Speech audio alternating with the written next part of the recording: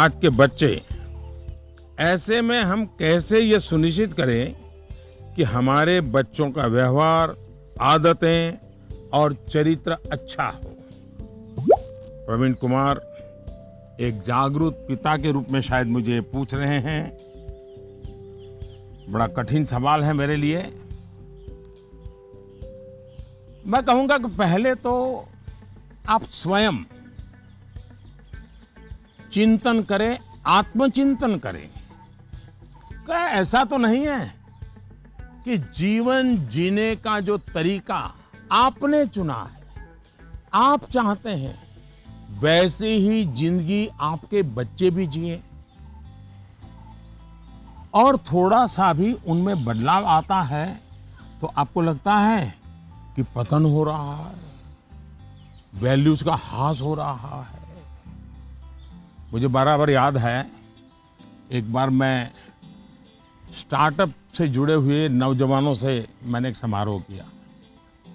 तो बंगाल की एक बेटी जिसने स्टार्टअप शुरू किया है अपनी पूरी कैरियर छोड़ करके, तो उसने अपना अनुभव बताया।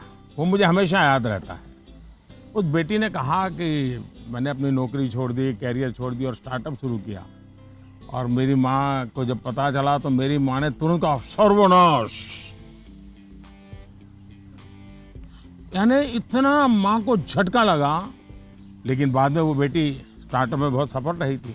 आपको सोचना चाहिए कि आप अपने भाव विश्व में अपने बच्चों को जकड़ने का प्रयास तो नहीं कर रहे हैं, और इसलिए आपका परिवार, आपकी परंपराएं, उसमें मूलभूत मूल्यों को कैसे जोड़ दें, हमें आइडेंटिफाई करना चाहिए। जैसे हमारे यहाँ कहा जाता है, जन सेवा ही प्रभु सेवा है। ये हमारे शास्त्रों में मूल्य के रूप में है। लेकिन आपके घर में पूजा पाठ तो बहुत होती है। दुनिया को दिखता है कि आप बहुत धार्मिक हैं, रिचुअल से भरा जीवन है, लेकिन आप जनसेवा में कहीं नजर नहीं आते हैं। अब जब आपकी संतान यह विरोधाभास देखती हैं तो उसके मन में कॉन्फ्लिक्ट शुरू हो जाता है, सवाल खड़े हो जाते हैं, और सवाल उठना स्वाभाविक में है। उसी प्रकार से भी हमारे मूल्य हैं कि जीव मात्र से परमात्मा का वास है। उसी प्रकार से हम सबकी मान्यता है और हमें यह सिखाया गया है, हमारे जीवन मूल्य के रूप में प्रस्थापित हो चुका है, और हमारी सोच है कि जीव मात्र में परमात्मा का वास है। लेकिन आपके घर में जो काम करने आते हैं, झाड़ू पोछा लगाने आते हैं, लिफ्ट चलाने वाला होता है, आपको स्कूल में छोड़ने वाला ऑटो रिक्शा ड्राइवर है, क्या कभी आपने उनसे उनके सुख दुख की चिंता और चर्चा की है? क्या कभी आपने पूछा वे आपके परिवार में तो किसी को कोरोना नहीं हुआ है ना? आपके परिवार के तो सब सुखी है ना? आप जिस गांव से आए हो उस गांव में तो सब ठीक है ना? क्या आपने कभी पूछा है? अगर आप ऐसा करते तो आपको अपने बच्चे को मूल्य नहीं सिखाने पड़ते। मैं आप पर सवाल नहीं खड़े कर रहा, एक सामान्य व्यवहार की बात कर रहा हूं। कुछ लोग वाकई ऐसा नहीं करते। बच्चे का बर्थडे होता है, बहुत सारी तैयारियां होती हैं। कितने लोग अपने घर में काम करने वालों से कहते हैं कि जो भी काम करना है 5 बजे तक पूरा कर दो, 6 बजे जब मेहमान आना शुरू हो जाएंगे तब तुम भी हमारे परिवार के मेहमान के रूप में कपड़े पहन करके, अच्छे कपड़े पहन करके परिवार के सबको लेकर के आ जाना। आप देखिए, आप उनसे क्या कहते हैं?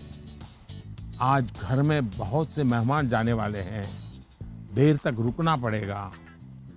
आप ऐसा कहने के बजाय क्या कहते हैं?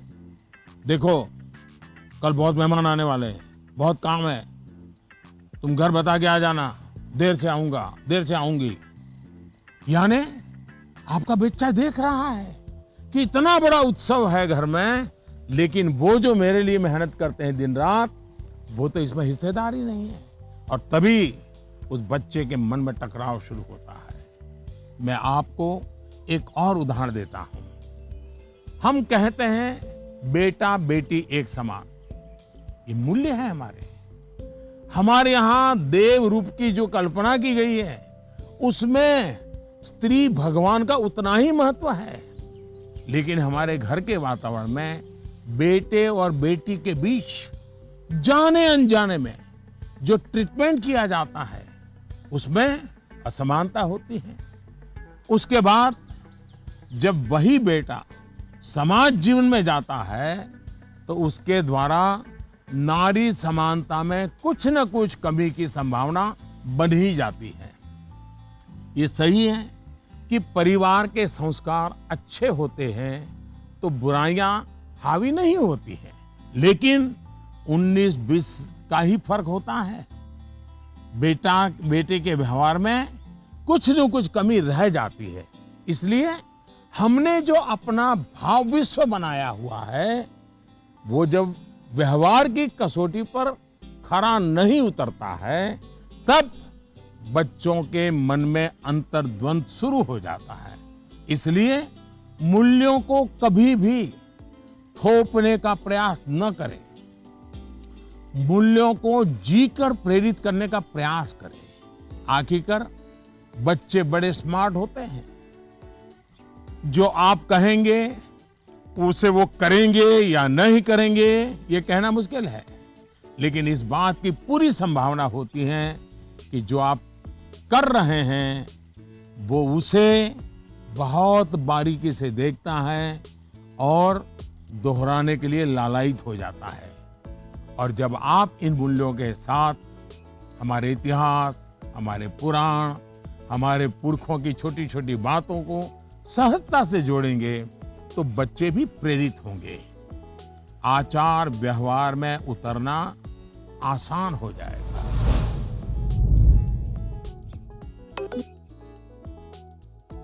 नमस्कार सर, मैं प्रतिभा गुप्ता, कुंदन विद्या मंदिर लुधियाना से।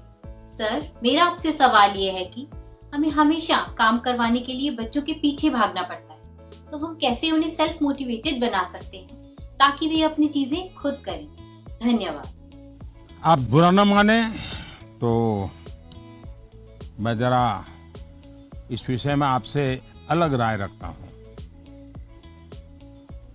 मुझे लगता है कि बच्चों के पीछे इसलिए भागना पड़ता है क्योंकि उनकी रफ्तार हमसे ज्यादा है। ये बात सही है कि बच्चों को सिखाने की, बताने की, संस्कार देने की जिम्मेदारी परिवार के सबकी है। लेकिन कई बार बड़े होने के बावजूद हमें भी तो जरा मूल्यांकन करना चाहिए। हम एक सांचा तैयार कर देते हैं और बच्चे को उसमें ढालने की कोशिश करते रहते हैं, और समस्या यहीं से शुरू होती है।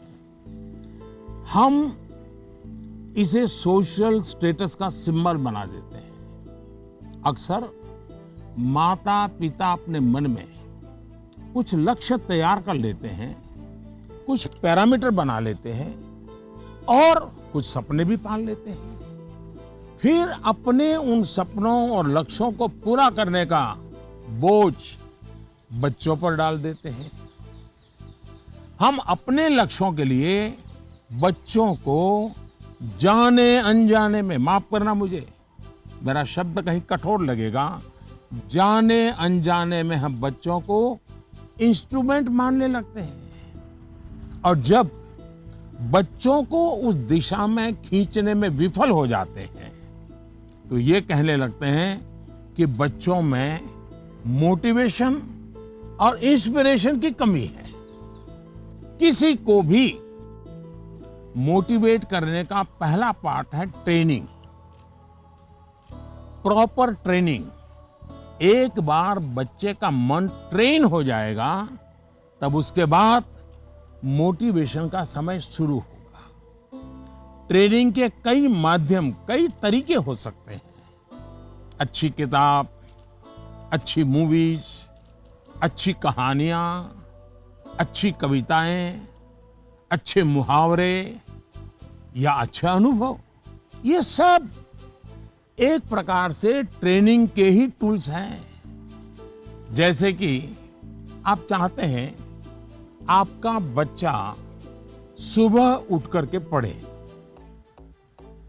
आप उसे कहते हैं, बोलते भी हैं, डांटते भी हैं, लेकिन आपको सफलता नहीं मिलती।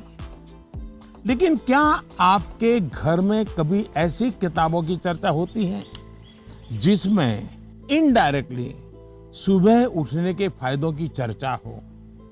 हमारे यहाँ आध्यात्मिक जीवन के लोग ब्रह्म मुहूर्त से ही उनका दिवस प्रारंभ हो जाता है और वो उसी के नॉर्म्स का पालन करते हैं। तो दूसरी ओर आजकल 5 AM क्लब की भी चर्चा होती है। क्या आपने ऐसी किसी किताब की घर में चर्चा की है या कोई ऐसी मूवी या डॉक्यूमेंट्री देखी है जिसमें इस बारे में वैज्ञानिक तरीके से, तर्कबद्ध तरीके से, इमोशंस के साथ बातें बताई गई हो? ये एक बार करके देखिए। सुबह उठने के लिए बच्चे की ट्रेनिंग खुद ही हो जाएगी। एक बार मन ट्रेन हो गया, मन में बच्चा समझ गया कि सुबह उठने का क्या फायदा है, तो फिर वो खुद मोटिवेट होने लगेगा। यही तो एनवायरनमेंट क्रिएशन होता है जिसकी घर में सबसे ज्यादा जरूरत है। आप बच्चे के बचपन का वो समय याद करिए जब आप उसको गोद में लेते थे। मान लीजिए आपकी जेब में पेन है या आपने चश्मा पहना है, बच्चा उसे खींचता है, चश्मा उतारता है, तो आप क्या करते हैं? आप बच्चे को अगर चश्मा वापस लेने की कोशिश करते हैं तो वो रोता है, पेन वापस लेने की कोशिश करते हैं तो रोता है। तो समझदार माँ बाप क्या करते हैं? उसको एक बड़ा बॉल उसके सामने खड़ा कर देते हैं, लेकर के खड़े हो जाते हैं। बच्चा क्या करता है?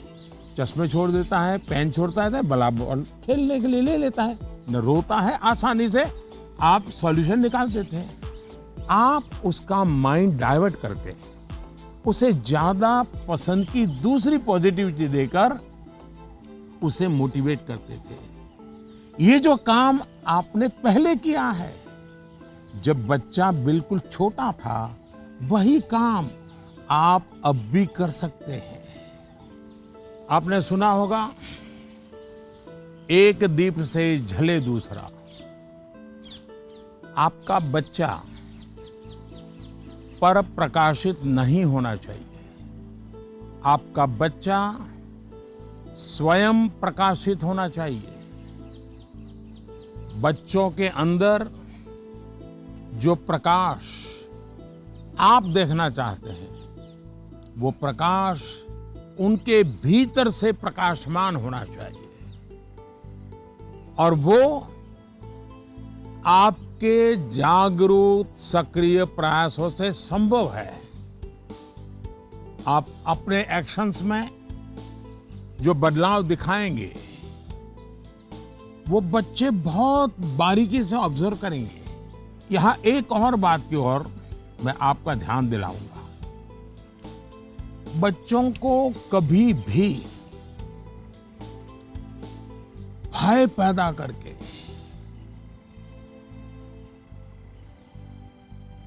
ये होगा तो ये होगा, ऐसा होगा तो ऐसा होगा, कृपा करके ऐसी कोशिश मत कीजिए।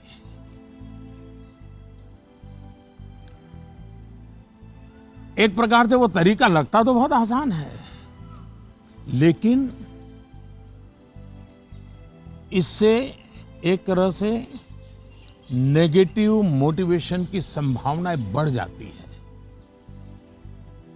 जैसे ही आपने जो हवा खड़ा किया है वो खत्म हो जाता है, बच्चे का मोटिवेशन भी खत्म हो जाता है।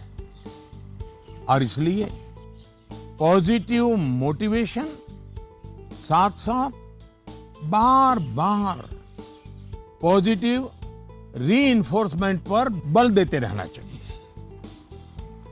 मोटिवेशन का जो मंत्र बच्चों के लिए है, एक प्रकार से वो हम सबके लिए भी है, मनुष्य मात्र के लिए है।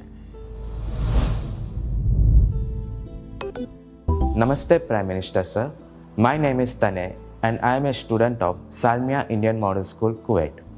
Sir, I have a question to ask you that how to prepare ourselves for the battle of life. Thank you sir. NaMo app पर मसूरी उत्तराखंड श्रीमान अशरफ खान ने लिखा है, सर हम सब जब अपने बड़े कजिन्स या दोस्तों से बात करते हैं तो वो कहते हैं कि अभी स्कूल में तो तुमने जीवन देखा ही कहाँ है, जीवन की असली कसौटी तो स्कूल से बाहर निकल करके होगी। मेरा सवाल यह है कि आज हम अपने आप को कल की चुनौतियों के लिए कैसे तैयार करें। तनय, आप तो कुवैत से मुझसे बात कर रहे हो, लेकिन तनय कभी किसी ने इस बात को मार्क किया है कि तुम्हारे जो आवाज है वो गॉड गिफ्टेड है? क्या कभी तुम्हारे माँ बाप ने, कभी आपके दोस्तों ने, कभी आपके टीचर्स ने कभी कहा है कि आपका ध्यान गया है? आज आपका सवाल सुनने के बाद, खैर रिकॉर्डेड है, लेकिन मैं पक्का मानता हूं कि आपको एक बहुत ही विशिष्ट प्रकार की आवाज परमात्मा ने दी है। कभी उस पर ध्यान दीजिए, ये आपकी बहुत बड़ी विरासत बन सकती है। खैर, मैं तनय की बातों की ओर चला गया, लेकिन जो सवाल आपने पूछे हैं, पहली बात तो ये कि जो लोग आपको ये कहते हैं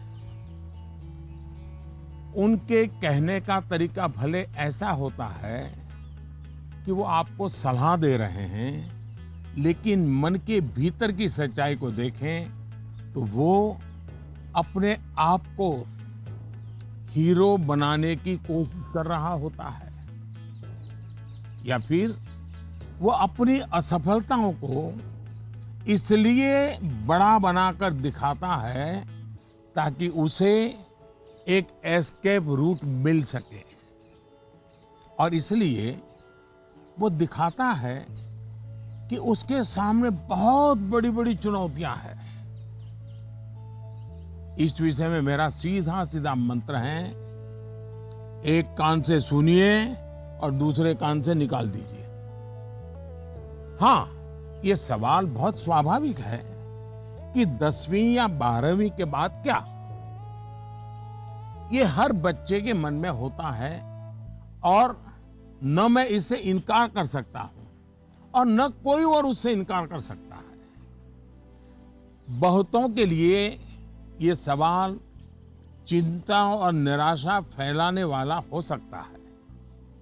दुर्भाग्य से आज के चकाचौंध भरे युग में सेलिब्रिटी के कल्चर के कारण और उसका प्रभाव होने के कारण स्टूडेंट लाइफ में एक धारणा बन गई है कि जो टीवी पर आता है, जिसकी अखबारों में चर्चा होती है, वैसा कुछ बनना है, वैसा कुछ करना है। ये बुरी बात नहीं है, लेकिन जीवन की सच्चाई से ये बहुत दूर है। ये जो प्रचार माध्यमों में 1000-2000 लोग हमारे सामने आते हैं, दुनिया इतनी छोटी नहीं है। इतनी बड़ी विश्व व्यवस्था, इतना लंबा मानव इतिहास, इतनी तेजी से हो रहे परिवर्तन बहुत सारे अवसर लेकर के आते हैं। जीवन की सच्चाई ये है कि जितने लोग हैं उतनी विभिन्नताएं हैं, जितने लोग हैं उतने अवसर भी है। हमें अपनी जिज्ञासा का दायरा बहुत बड़ा करने की आवश्यकता है, उसको विस्तार देने की आवश्यकता है। और इसलिए आवश्यक है कि 10वीं क्लास में, 12वीं क्लास में भी आप अपने आसपास के जीवन को ऑब्जर्व करना सीखिए। आपके आसपास इतने सारे प्रोफेशन है, नेचर ऑफ जॉब्स है और बदलते हुए नेचर ऑफ जॉब्स हैं।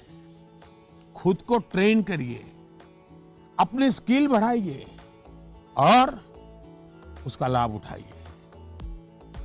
करियर के चुनाव में एक पक्ष ये भी है कि बहुत से लोग जीवन में इजी रूट की तलाश में रहते हैं। बहुत जल्दी वाहवाही मिल जाए, आर्थिक रूप से बड़ा स्टेटस बन जाए, ये इच्छा ही जीवन में कभी कभी, हर बार नहीं लेकिन कभी कभी अंधकार की शुरुआत भी करने का कारण बन जाती है। फिर ये अवस्था ऐसी होती है जिसमें सपने पालना और देखना जरा अच्छा लगता है। सपनों में खोए रहना अच्छा लगता है। सपने देखना अच्छी बात है, लेकिन सपने को लेकर के बैठे रहना और सपनों के लिए सोते रहना, ये तो सही नहीं है। सपनों से आगे बढ़कर अपने सपनों को पाने का संकल्प, ये बहुत महत्वपूर्ण है। आपको सोचना चाहिए कि आपका वो कौन सा एक सपना है जिसे आप अपने जीवन का संकल्प बनाना चाहेंगे। जैसे ही आप ये संकल्प ले लेंगे, आपको आगे का रास्ता भी उतना ही साफ दिखाई देने लगेगा। माननीय प्रधानमंत्री जी, प्रणाम। माफ करिएगा, मेरा सवाल परीक्षा पे आधारित नहीं है, पर कृपया करके आप इस पे हंसिएगा नहीं। आजकल के बच्चे प्रॉपर खाना नहीं खाना चाहते, सारा टाइम चिप्स, चॉकलेट और जंक पे उनका ध्यान रहता है। आप कृपया करके हमें ये बताइए कि हमें इसके बारे में क्या करना चाहिए। इसी प्रकार के कुछ और सवाल भी मेरे साथ हैं और ये नरेंद्र मोदी ऐप पर छत्तीसगढ़ रायपुर से सुनीता पॉल जी ने लिखा है, सर हमारे बच्चों को हम जो टिफिन में देते हैं वे उस चीज को खाते नहीं और हमेशा फास्ट फूड खाने की जिद करते हैं। कृपया इस मुद्दे पर हमारा मार्गदर्शन करें। मैं समझ नहीं पा रहा हूं कि मैं ये सारे सवाल सुनकर के मुस्कुराऊं या जोरों से हंस पड़ूं। अगर इस मुद्दे पर हम मनोवैज्ञानिक तरीके से आगे बढ़े तो शायद इसका समाधान आसान हो जाएगा। हमारी जो ट्रेडिशनल खाने की चीजें हैं, मनोवैज्ञानिक रूप से उनके प्रति हम सहज रूप से गौरव का भाव पैदा करें। उसकी जो विशेषता है उसकी बात करें। खाना पकाने की हमारी जो प्रक्रिया है, किचन की जो एक्टिविटी है, वो घर के बाकी सदस्यों को पता होनी चाहिए कि कितनी मेहनत करने के बाद खाना पकता है। बच्चों के सामने भी ये सारी बातें चर्चा में लानी चाहिए। कैसे खाना पकता है, कितनी देर लगती है, कितने इंग्रेडिएंट्स होते हैं, उन्हें महसूस होगा कि आखिर कितनी मेहनत का काम होता है और तब जाकर के मेरी थाली भरती है। दूसरा, आज के जमाने में खाने पीने की बहुत सारी वेबसाइट है। हेल्दी फूड की भी कोई कमी नहीं है। क्या हम इनसे भी जानकारियां जुटाकर ऐसी चीजों को लेकर कोई गेम डेवलप कर सकते हैं जो हम हफ्ते में एक बार खेल सकें? जैसे गाजर है, कैरेट, उसके इंपॉर्टेंस पर हम बोलें, उसके क्या फायदे होते हैं, क्या लाभ होते हैं, क्या न्यूट्रिएंट्स होते हैं, ऐसा करके देखें। दूसरा, हम सबके घर में जो फैमिली डॉक्टर हैं, वो डॉक्टर एक प्रकार से मित्र होते हैं। जब कभी उनका घर आना हो तो उनकी बातें पूरा परिवार सुने कि किस प्रकार के खाने का क्या महत्व है, न्यूट्रिएंट्स कहाँ से मिलते हैं, क्या खाना चाहिए, वो बता सकते हैं कि आपके घर में क्या प्रॉब्लम हेरिडिटरी है और उनसे बचने के लिए क्या खाना आवश्यक है। इससे भी बच्चों को फायदा होगा। तीसरा, आप टीचर से रिक्वेस्ट कर सकते हैं कि आप बच्चों में ये क्या आपको तकलीफ हो रही है, खास करके खाने के विषय में, टीचर को समझाइए, टीचर को विश्वास में लीजिए। अब देखिए, टीचर बड़ी कुशलता से कथा कहते कहते, बात करते करते, हंसी मजाक में उसके दिमाग में भर देगा कि ये क्यों करना चाहिए। और टीचर के कहने का बच्चों पर अलग ही असर होता है।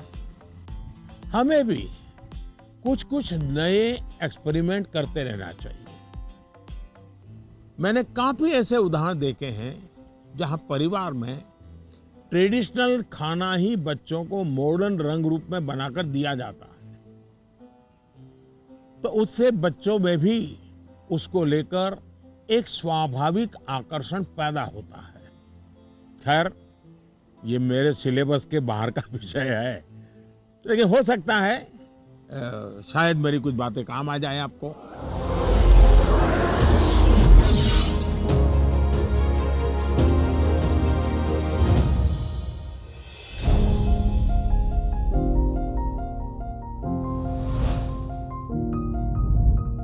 दिव्यांका, नमस्कार। दिव्यांका, क्या पढ़ती हो? जी सर, मैं कॉमर्स की छात्रा हूँ। और पुष्कर की ही रहने वाली हो? जी सर। तो पुष्कर की कोई पवित्र चीज का मुझे वर्णन करोगी? क्या है पुष्कर की विशेषता? पुष्कर में एकमात्र ब्रह्मा मंदिर है। हाँ। और जो पुष्कर राज है वह 68 तीर्थों का गुरु है। अच्छा, ब्रह्मा का क्या रोल रहा है? जी, उन्होंने पृथ्वी को क्रिएट किया है। अच्छा बताइए दिव्यांका, क्या सवाल था आपके मन में? सर, मेरे कुछ मित्र ऐसे हैं जिनकी मेमोरी एवरेज है। वे किसी भी विषय को कितना भी पढ़ ले, वे परीक्षा में उसे याद नहीं रख पाते हैं। सर, वे ऐसा क्या करें कि वे उस विषय को याद रख सके? अच्छा, तो आपको मेमोरी की जड़ी बूटी चाहिए। जी सर। देखिए दिव्यांका, आप सबसे पहले अपनी डिक्शनरी से इस शब्द को डिलीट कर दीजिए। आप सोचिए ही नहीं कि आपके पास याद करने की शक्ति नहीं है। अगर आप खुद से जुड़ी कुछ घटनाओं को देखें तो आपको पता चलेगा कि वास्तव में आपको बहुत सारी चीजें याद रहती हैं। जैसे आपकी मदर टंग, क्या मदर टंग आपने किसी को बहुत ग्रामर के साथ पढ़ाया था क्या, सिखाया था क्या? नहीं सर। आपको याद होगा? नहीं। क्या स्कूल में आपने सीखी या किताब में कहीं भी नहीं? हाँ, ये सब सुन करके सीख ली। तो यही वो चीजें हैं, जरा सोचिए कि आपको जो पसंद है, क्या इन चीजों को याद रखने के लिए आपने कभी कोशिश की थी? वो बातें जिनसे आप पूरी तरह जुड़ गए हैं, मग्न हो गए हैं, वो बातें जो आपका हिस्सा बन गई हैं, आपके विचार प्रवाह का हिस्सा बन गई हैं, उन्हें आप कभी नहीं भूलते हैं। दूसरे शब्दों में कहूं तो ये मेमोराइज नहीं है, एक्चुअली ये इंटरनलाइज है। और इंटरनलाइज करना यही इसका एक अच्छा रास्ता है। और इसलिए आपको याद करने पर जोर देने के बजाय आपको उसे जीने की कोशिश करनी चाहिए। सहजता, सरलता, समग्रता के साथ आपके पास भी वही सारी शक्तियां हैं जो किसी बहुत टैलेंटेड व्यक्ति के पास होती है। सोचिए, अपने भाई या बहन के साथ अगर आपका झगड़ा हुआ हो तो वो आपको एकदम याद रहता है, आप उसे भूलते नहीं हैं। यहाँ तक कि आपको यह भी याद रहता होगा कि उस समय आपके भाई बहन ने कौन से कपड़े पहने थे, आप खड़े खड़े लड़ रहे थे कि दौड़ते हुए लड़ रहे थे, सब याद होगा, एक एक वाक्य याद होगा। जी सर। यानी इसका एक मतलब यह है कि आप उसमें फुली इन्वॉल्व थे, आप उस क्षण को पूरी तरह जी रहे थे। साफ है कि चीजें याद रहे, प्रॉपरली रिकॉल कर सके, उसके लिए आप जिस क्षण में हैं उस क्षण में ही रहना और उसमें पूरी तरह से इन्वॉल्व रहना बहुत जरूरी है। यानी हम पढ़ाई कर रहे हैं, किताब हाथ में है और मन है खेल के मैदान में, सहेलियों के साथ, दोस्तों के साथ, फिर तो मामला गड़बड़ हो जाता है। आगे जाकर आप में से कोई विद्यार्थी अगर साइकोलॉजी पढ़ेगा तो उसमें मेमोरी बाय एसोसिएशन का कंसेप्ट विस्तार से समझाया जाएगा। आप याद कीजिए कि स्कूलों में सुबह असेंबली में राष्ट्रगान होता है। अब जन गण मन हर कोई गाता है, लेकिन क्या कभी आपने जनगण मन गाते समय आपने उस राष्ट्रगान के साथ देश में ट्रैवल किया क्या? आप उसके साथ जो शब्द आते हैं उन शब्दों के साथ अपने आप को विजुलाइज कर पाए कि नहीं कर पाए? पंजाब को, गुजरात को, महाराष्ट्र को, बंगाल को मन ही मन राष्ट्रगान गाते समय ट्रैवल किया क्या? आपको एकदम से याद होना शुरू हो जाएगा। मन ही विजुलाइज करेंगे तो आपको अच्छे से याद रह जाएगा। इसका तो एक फायदा और होगा, आप इस देश के साथ भी एकाकार होते चले जाएंगे। यानी इन्वॉल्व, इंटरनलाइज, एसोसिएट और विजुलाइज। मेमोरी को शार्प करने के लिए इस फॉर्मूले पर आप चल सकते हैं। मैं आपको एक और उदाहरण देता हूं। आपके पास नोटबुक्स होती हैं, अलग अलग विषयों की किताबें होती हैं। आप जब भी घर से निकले ये तय करके निकले कि बैग में इतने नंबर पर इस विषय की नोटबुक होगी और इतने नंबर पर इस विषय की किताब होगी। चौथे नंबर पे हो सकती है, तीसरी पर हो जाए। और आपने अगर 3 नंबर पर हिस्ट्री की किताब रखी है, 5 नंबर पर भूगोल की किताब रखी है, तो जब भी आप हिस्ट्री की किताब निकालने जाएं तो बिल्कुल आंख बंद करके 3 नंबर की किताब निकालते हैं आप। देखिएगा आपका कॉन्फिडेंस लेवल कितना बढ़ जाएगा। चलिए, मुझे अच्छा लगा, आपसे बात करने का मौका मिला और मैं राजस्थान के लोगों को भी और पुष्कर की पवित्र धरती को भी आज यहाँ से नमन करता हूँ। बहुत बहुत धन्यवाद। तो आप यहाँ पर सुन रहे थे प्रधानमंत्री नरेंद्र मोदी को। और चलिए यहाँ वक्त एक छोटे से ब्रेक का, फौरन लौटेंगे।